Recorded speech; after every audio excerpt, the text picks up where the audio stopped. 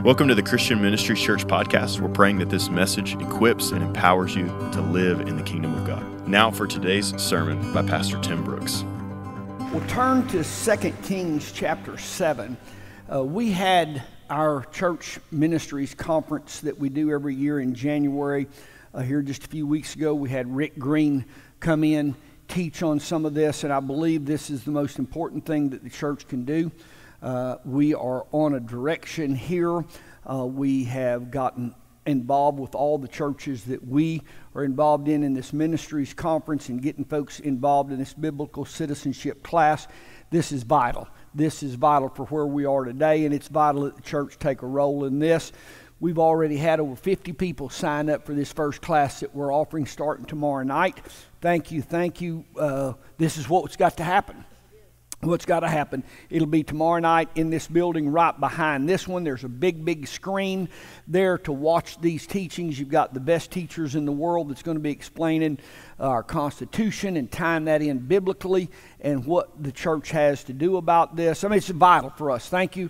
We're going to be offering more of these classes along the way, but this is the direction of our church, and thank you for so many getting involved. Thank all those that are going to be making this class possible. I also want to say thank you to our media team, the research firm that sends us our numbers. Just got the numbers this last week. We had 11,000 listeners to the sermons in the month of January. 11,000 folks listened to our Sunday morning sermons. And here's what's really important that for me anyway. You know, folks just scroll through and you click in as a listener and you just run on. But what this firm reported to us was the impact listeners. And an impact listener is one that listens to over 75% of the total content.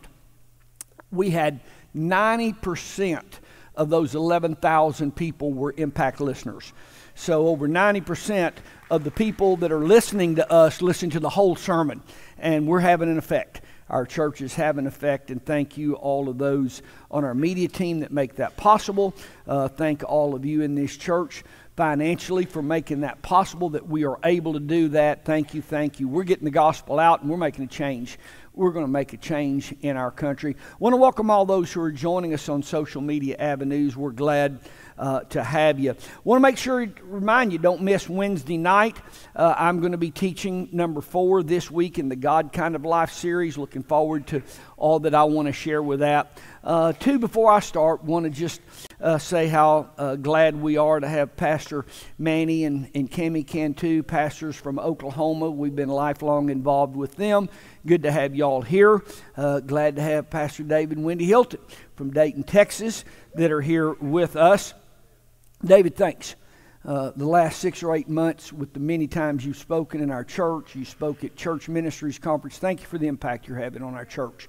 Fact is, I really didn't want to mention you were here because our church looked when I said you were here and go, well, how come he ain't up there speaking? You sit down. Thank you, David, for all the impact you've had in this ministry and what you've imparted. Turn to 2 Kings chapter 7. This year we're talking about the God kind of life. And in doing so, we're going to be exposing the pagan kind of life. And I want to learn what to think and what not to think. I want to learn what to do, what not to do. See, the reason we are so after this topic, the God kind of life, is that there clearly is a way that you live your life that brings life and life abundant. There is a way that you can live your life that kills, steals, and destroys. And you just look at the folks that are living the God kind of life. Look at their marriages, their homes, their family. Look at the ones that aren't being obedient to Scripture, not living the God kind of life, and look at their life. For Christian Ministries Church members, we're going to live in life and life more abundant. We're going to live there, so it's important that we understand the God kind of life. Now, I've already told you twice to turn to 2 Kings. If you hadn't found it, it's over in the old part. Chapter 7, it lays right in between chapter 6 and chapter 8. You'll be able to find chapter 7 right there. Chapter 7, verse 3. Make your ribbons right there in your Bible, because we're going to spend the whole sermon in this one place. There's a whole lot to see. And I also want you to get this in your notes, because maybe this next week you want to read over and over this passage to glean all that you can glean out of it. Just a lot there for us to learn. Chapter 7, verse 3. Now there were 4 men with leprosy sitting at the entrance of the city gates. Why should we sit here waiting to die? The title of today's message is, Don't Sit Here. Don't sit here. Let's read. Now there were 4 men with leprosy sitting at the entrance of the city gates. Why should we just sit here waiting to die? They ask each other. We're going to starve if we stay here. But with a famine in the city, we're going to starve if we go back in there. So we might as well go out and surrender to the Armenian army. If they let us live, so much the better. If they kill us, we're going to die anyway. So at twilight, they set out for the camp of the Armenians. But when they came to the edge of the camp, nobody was there. For the Lord had caused the Armenian army to hear the clatter of speeding chariots, the galloping of horses, the sounds of a great army approaching. The king of Israel has hired the Hittites and the Egyptians to attack us, they cried to one another. So they panicked and ran out into the night, abandoning their tents, horses, donkeys, everything else as they fled for their lives. When the lepers arrived at the edge of the camp, they went into one tent after another, eating, drinking. They carried off silver and gold and clothing and started hiding it. Finally, they said to each other, whoa, this isn't right. This is a day of good news, and we're not sharing it with anyone. If we wait till the morning, some calamity is going to certainly fall upon us. Come on, let's go back and tell the people at the palace. So they went back into the city, told the gatekeepers what had happened. We went out to Armenian camp. They said, nobody's there. The horses, the donkeys, all tethered, the tents all in order. There's not a single person around. Then the gatekeepers shouted the good news to the people in the palace. The lepers lived outside the city gates. The only way they ate was out of the scrap pile, out of the dump, where the city would go out and dump, and they'd dig through the dump and eat. Well, the famine had gotten so bad, the city wasn't dumping any scraps out there. The question that I got today is, what condition could you possibly have that's keeping you outside the city gates? What condition could you possibly have that's keeping you from life and life more abundant? You know, the mentality of one being stolen from, the mentality of somebody that's having life just pulled away from them, is that I have no power to do anything about this. Woe is me. Someone has to do something for me, and I just sit right here while somebody does something for me outside of where life is happening. You know, many people live right here outside the city gates. What condition could you possibly have that's keeping you on the outside looking in? Maybe you're shy and you're on the outside looking in where all the fun and all the excitement. Maybe you're insecure. Maybe you don't know how to get involved with other people. Maybe it's your past, some tragedy that happened to you in your past that's keeping you from life and life abundant. Something that happened to you in your past is keeping you from living where all the fun is. What is it causes you to withdraw outside the city? Are you outside the city? Are you outside a great life where just nothing is going on for you? Do you realize that you could be in this room today and really be outside? You know, you could be in your school classroom at Christian Ministries Academy tomorrow. Everybody out here, and you're in class, but you're just outside. You're just on the outside. We have to watch out. I want you to write this down. The thinking, look what was done to me, will steal life and joy from you. The thinking, I have leprosy. I have this hurt. I have this problem. I have this misfortune. I have this thing. See, the thinking of what has happened to you, the 4 lepers sat there day after day after day. What I want to talk to you about is the fact they developed a mindset. They lock in on a mindset. Here's my situation in life. Poor me. Somebody feed me. Somebody meet my needs. Somebody make me happy. And day after day after day turns into a lifestyle before you know it. At what point do you say, I've had enough of this? I mean, at what point do you ask yourself, why should I just sit here and die? I'm unhappy. I'm miserable. At what point do you look around and go, hold on,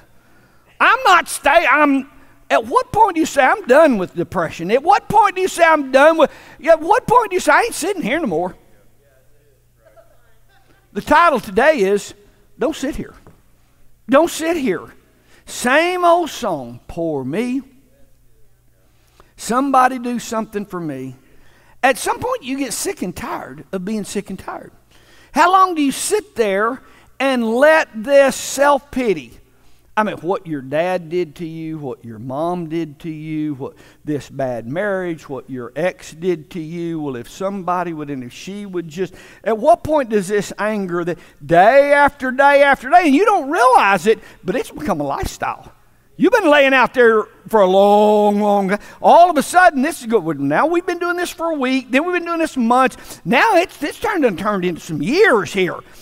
What is the condition that keeps you outside the city, that's killing, stealing, and destroying life from you? The title today is Don't Sit Here. A change has got to happen for us where you stop seeing yourself as a victim. You're unhappy. See, I'm a leper, so I got leprosy. So stop seeing yourself as a victim. Your unhappiness is because of your mom. It's because of your dad.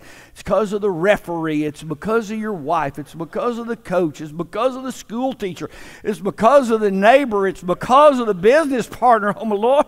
It's the same problem, We got to talk about it all the time. It just kills, steals, and destroys.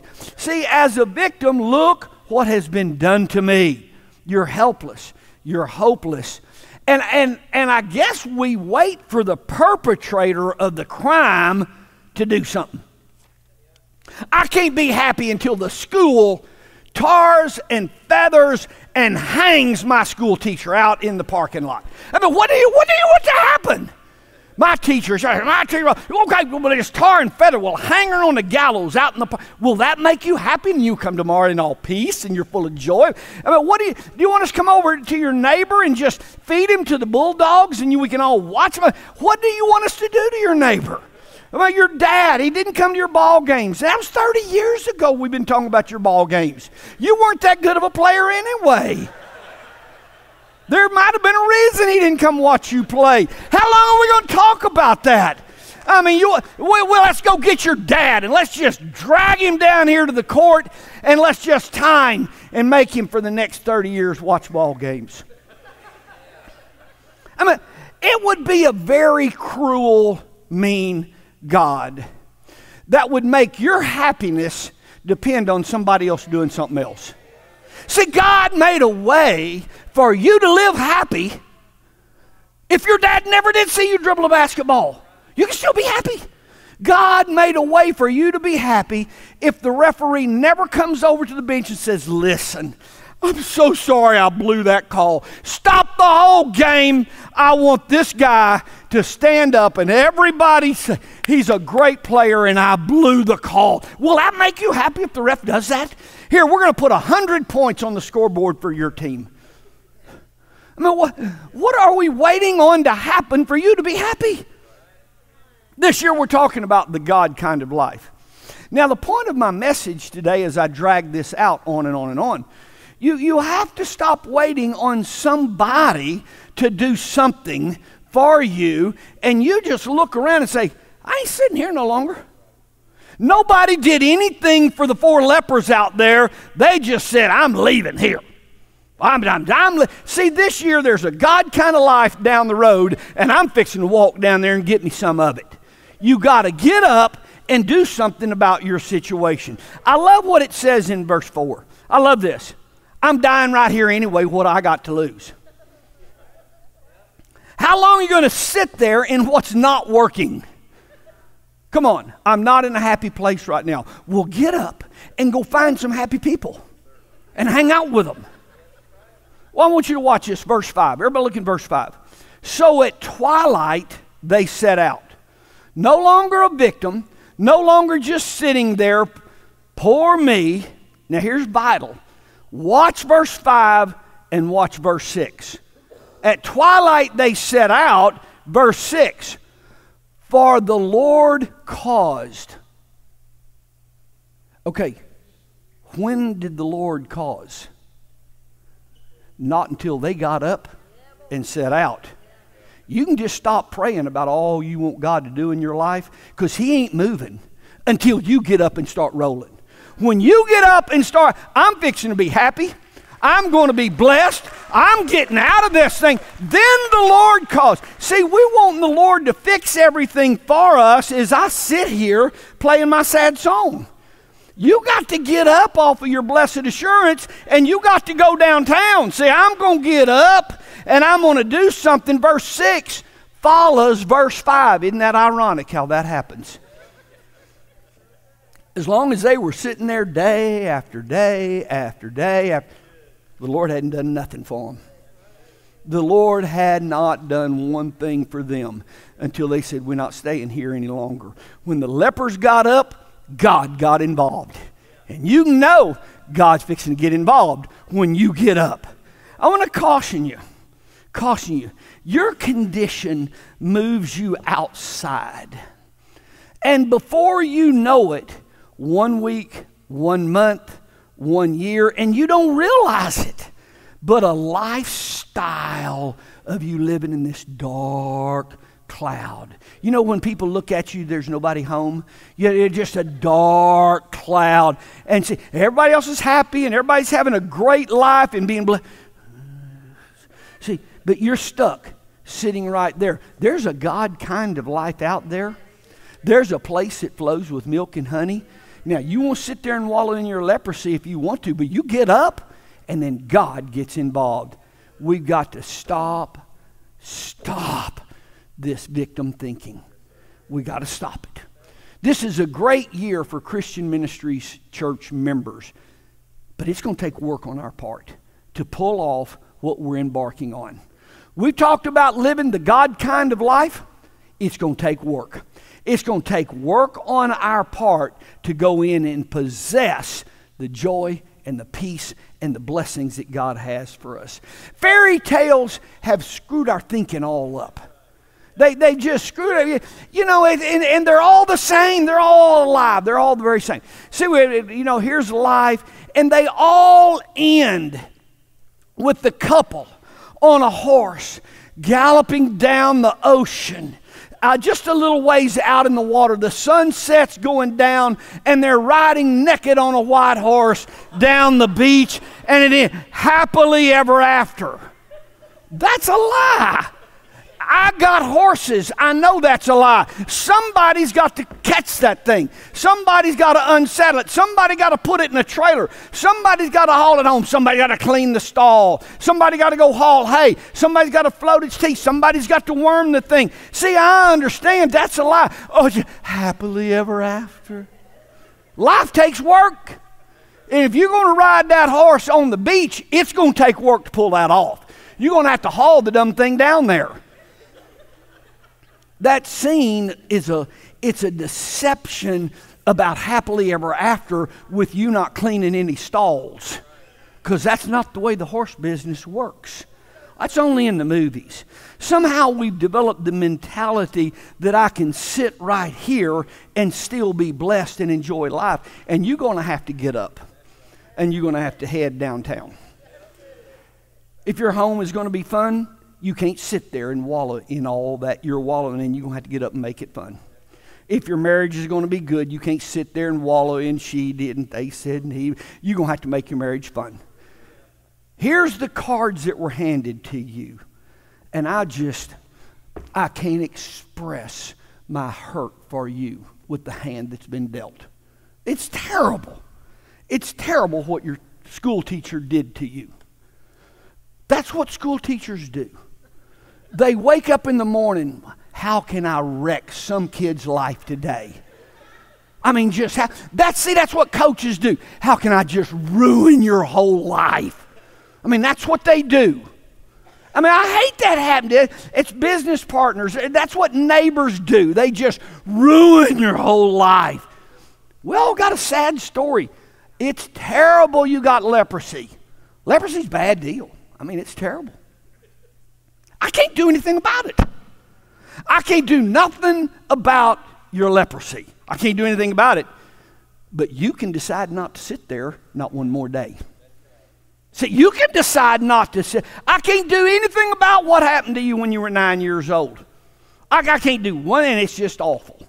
But you can decide, I'm not going to wallow in this not one more second. See, if your life is going to be full, if you're going to possess the God kind of life that we're talking about this year, then you're going to have to get up and make it full.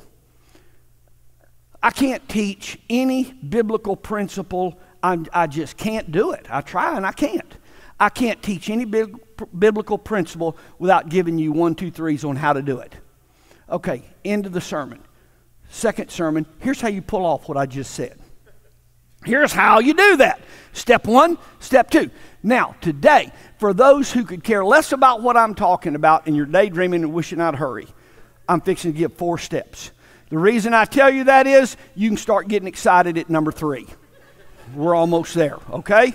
So, I got 4 to go, so right now just keep on zoning out. Don't pay no attention to nothing. But when I get to 3, you start gathering your stuff up and, looking in your makeup mirror and being ready to go here. Step number 1, are we ready?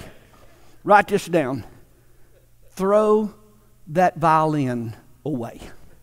Because we're tired of hearing you play it. I've heard and we've talked. I can't talk to you about it any longer. So we paid a counselor every Tuesday to talk to you. Let them tell the story to them.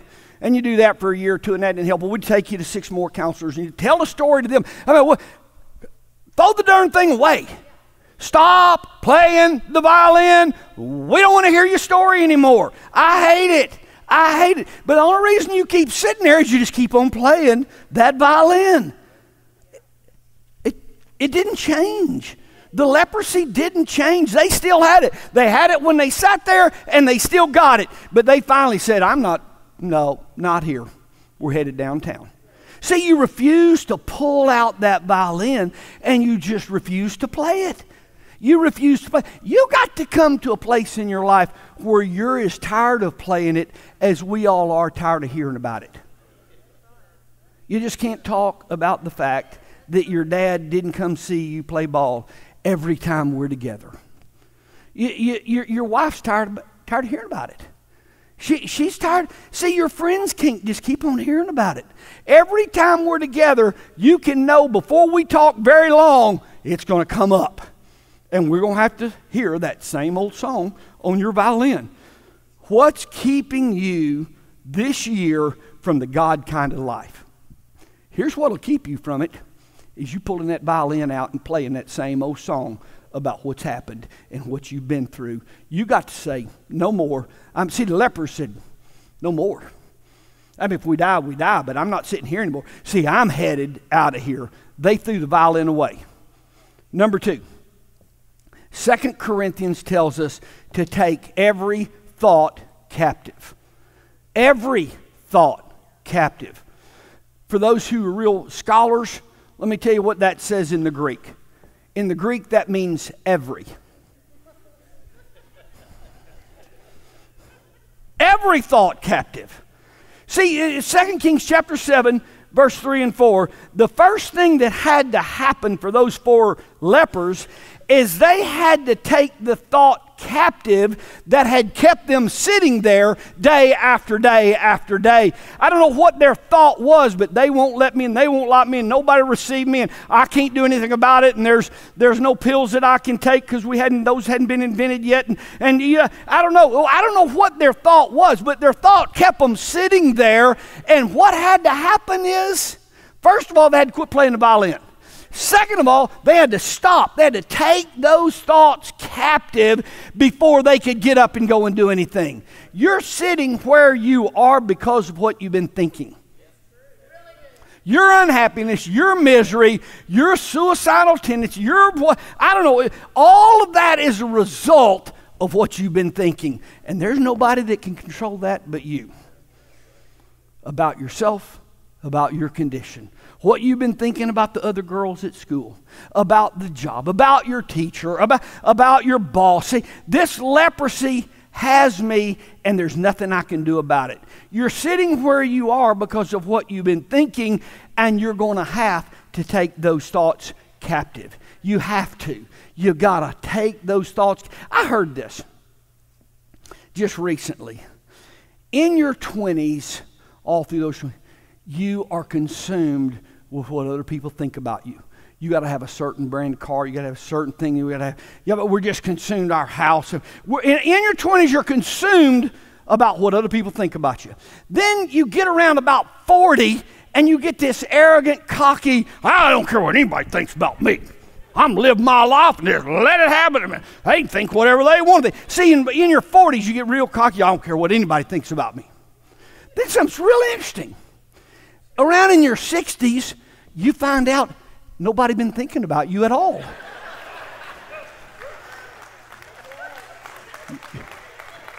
See, you thought everybody was thinking all these thoughts about you, and you find out they're busy thinking about themselves, and nobody has given you one thought ever. Oh, what am I wearing? They don't even know what you're wearing, nor do they care, because they're thinking about what they're wearing. See, I mean, nobody's thinking nothing about you. And you won't know that till you're 60. Boy, it's great. Come on, you're going to have to take these thoughts captive. You know, it's not one single place in the Bible that we read about when your boss overlooks you, here's what you do. There's no place when the referee was horrible in a game, here's the way you handle that. We don't have any scripture about your dad not coming to your wedding, and we don't have any scriptures about any of that. It just says take those thoughts captive, because they're not God kind of thoughts. And if you think those, then you won't have the God kind of life. See, I want to have the God kind of life, so I'm going to have to think the God kind of thoughts. If you continue to think thoughts that are not the God kind of thoughts, then you can't have the God kind of life. Number one, throw away the violin. Number two, take thoughts captive. Number three, here we're getting close. Now, I ain't landing the plane, but we're circling the airport. Y'all have heard that. Matthew chapter 12, Luke chapter 11. They both tell the same story. Jesus warns us about sweeping the house clean. It's a bad deal. Remember what happened? They came back, what was it, 7 times worse? I mean, you don't want to take your thoughts captive if you don't put the right thoughts in. Step number 3, Philippians 4:8. Think on these things. Somebody, here's your list. Whatever's true, whatever's honorable, whatever's right, whatever's pure, whatever's worthy of praise, whatever's excellent, whatever's good report. See, you can check your thoughts. This is a checklist. Is this thought a good one? Is this thought praiseworthy? See, is this thought honorable? See, it's a checklist for every one of your thoughts. You can't just take your thought captive. You're going to have to think the right thoughts. And it's a daily battle. It's not daily. It's every hour battle. I was doing good day before yesterday. Having a great day. And there was nobody behind me in my rearview mirror as far as I could see down that straight stretch. Nobody. I'm driving along, and a car pulls right out, right in front of me and goes 10 miles an hour. They could have waited a split second, let me get by, and then they could have gone 1 mile an hour. But no, boom, right here. You know, I'm just starting to rev my engine. I run up on their bumper. And see, what y'all don't understand is I've been working on this message for weeks. I'm a day before I'm ready to preach it. And so now here's what I got to deal with. So I'm run up on this guy's back. Woman. I see him look in their rear view mirror, and that's my time for the sign language. I mean, you know what you're doing. Don't act like you hadn't been there. You're just bawling. So I'm going to pull around them. Then I'm going to pull right in front of them, and then I'm going to hit my brakes. Oh, I was just full of peace and joy. I just having a great day. No, you're boiling. Your blood pressure's in your eyes. Come on. See, every thought in the Greek, that means every. The light turns green. I can see from back here they're texting. Really? You're 17. What importance? Like you're in the stock market, are you in charge of the national? Well, what importance could be going on right now that you're holding all of us up? I drove all the way across town to get one thing I needed. I walked in the store. I get to the aisle, and as far as you can see to the right, the shelves are packed. As far as you can see to the left, the shelves are packed. And there's one vacant place right here with the one thing you needed. And so you bend and you look way, because maybe there's one way back in there. The one thing I drove 30 miles for is the only thing in this whole store they didn't have. Where's the manager? What I don't know is, how long have you been knowing you were getting close to the end? We don't have but 5 more left. Order some more and get them here before we get to the last one. Where's the guy that stocks these? I bet they've got these back in the back. And he's probably out there, outside, smoking a cigarette, texting right now. I'm fixing to go stick that cigarette down. But what in the... Get my thing... here you are. You're just enraged. The one thing I needed, really? Whatever's lovely, whatever's worthy of praise... Whatever is excellent. I wasn't thinking on none of those. Well, it's no wonder you're not full of peace, full of joy. See, you're not living the God kind of life because you won't think on these things right here. And when whatever happens in your day happens and you get your mind off of this list of things, then your God kind of life unravels. To live the God kind of life, you can't just keep sitting right there. You can't just keep sitting right there. I decided to be happy today. I decided to be blessed today. I decided to have a good day. And whoever does what, the teacher, the lady in front of me texting, the guy, I'm having a great day. I'm having a great day. I'll just wait till it turns green 3 more times, and then maybe we get around to going. Romans 12:2. You can't copy the behavior and the customs of the world, but you got to let God transform you into a new person. Now get this. By changing the way you think. Great news for those who are ready to leave right now. Number 4. This year, to live the God kind of life, we're going to have to be a new person by changing the way we think. Now I want you to watch this. Chapter 7, verse 9.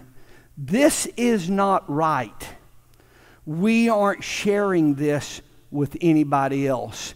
We need to go and tell others. They became a new person for the first time in how many days, weeks, years they thought about somebody else except themselves. For all these years, what's kept them sitting out there is my leprosy and my leprosy and my leprosy and what I've been through and what they did to me and what was done to me. See, the whole life, and it wasn't until a change, and the first time in their life, they thought about somebody else besides themselves. Look at this in verse 9. I want you to see this. This is not right. We aren't thinking about anybody else but me. And if we don't, some calamity is going to come on us. And if you keep thinking all about you, depression is going to come on you.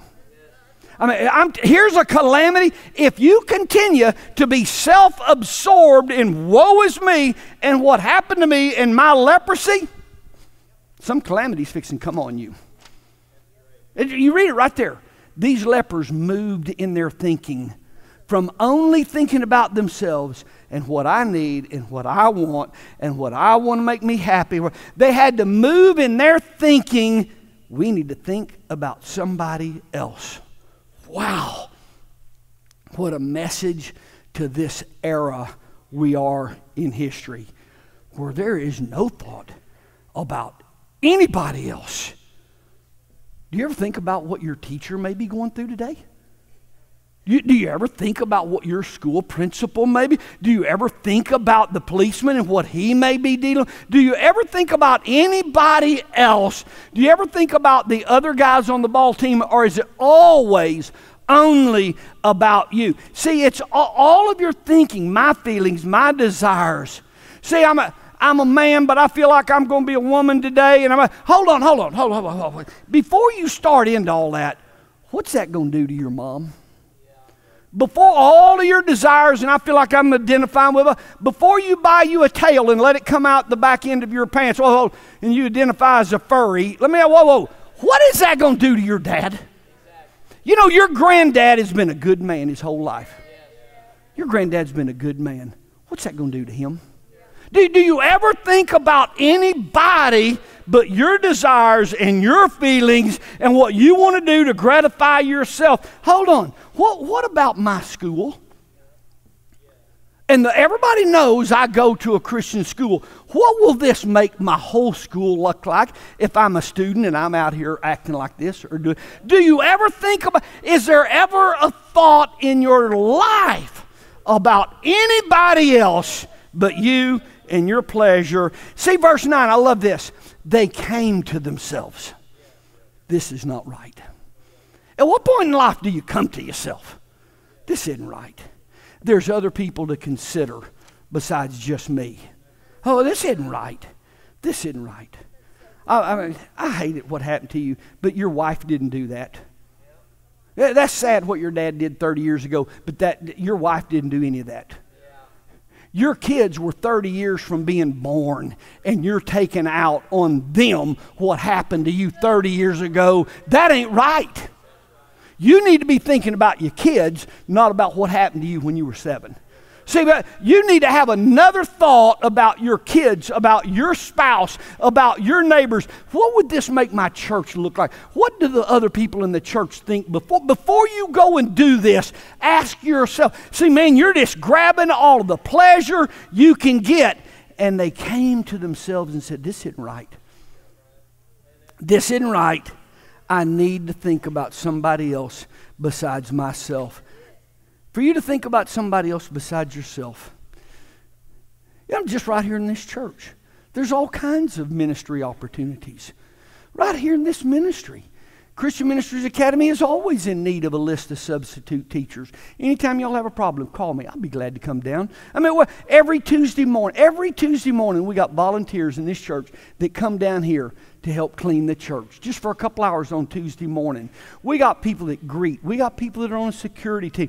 We got folks that volunteer in the coffee shop, sound and lights and camera people. It's not right I just come in here day after day and think about nobody but myself. How can I become a blessing? What can I do? You know, in your own neighborhood, in just a short area around where you live, how many single people live there? Is anybody calling and check on them? Do you have 5 people on your list that you call 2 or 3 times a week? You okay? Just checking on you. Just checking on you this morning. How'd you sleep last night? Are they stuck in a home? Have they fallen? Nobody even knows about it. Are you just checking? How many people live by themselves that you could drive to the doctor? Hey, you got a doctor's appointment next week? Who's driving you? I'll come over and drive you to the... Look, life can be lived for other people. And when you start living your life for other people, then the God kind of life is enabled to come to you. But as long as you're just all of your desires, all of your pleasures, you got to stop thinking about yourself and ask, how will this affect other people? How will this affect other people? We want to live other-centered, because that's the God kind of life. Jesus came that you might have life and life more abundant. What that means is you might not. Now you need to know that. Jesus said, I came that you might have life and life more abundant. But what that means is you might not. The road's paved.